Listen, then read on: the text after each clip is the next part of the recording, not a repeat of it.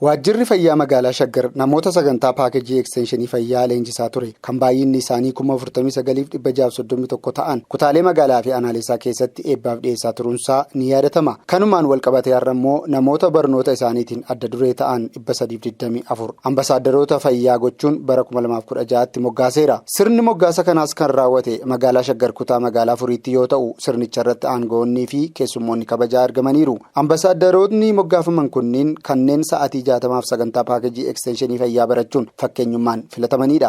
Magaalli Shaggar magaalaa xiiqii misoomaaf hundeeffamte waan taateef fayyaanis faaya uummataa fi hawaasichaatii jedhu itti gaafatamaa waajjira fayyaa Shaggar obbo Abarraa Botoree.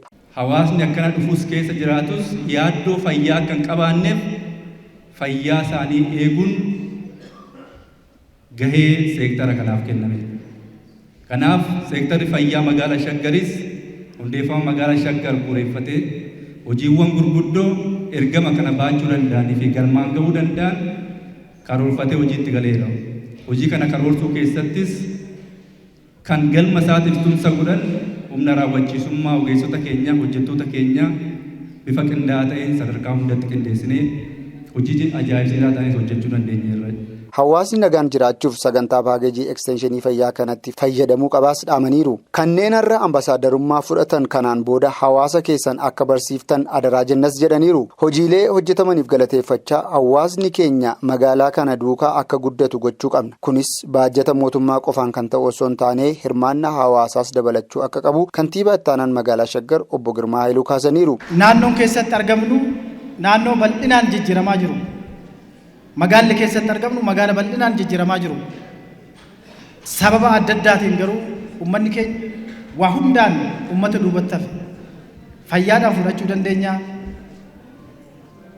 Waa hunda hoolaallee garuu kutaa magaalaa keenya keessatti baadiyyaa dhiisnee hoolaallee waan uummata keenya madaaluu miti magaalota keessa kutaa magaalaa keessa kan jiru. Buufata fayyaa fudhachuu dandeenya. Hospitaala fudhachuu dandeenya. Tajaajila fayyaa waliigala magaalaa keessatti kennamu kutaa magaalaa keessatti kennamu hunda olaan uummanni keenya haga guddachuu qabu haga tajaajila argachuu qabu bakka ittiin argamne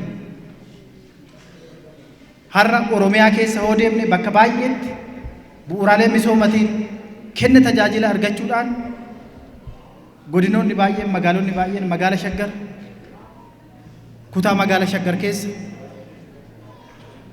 buufata fayyaa jiru barnoota fudhachuu dandeenya waa hundaan hin caalu.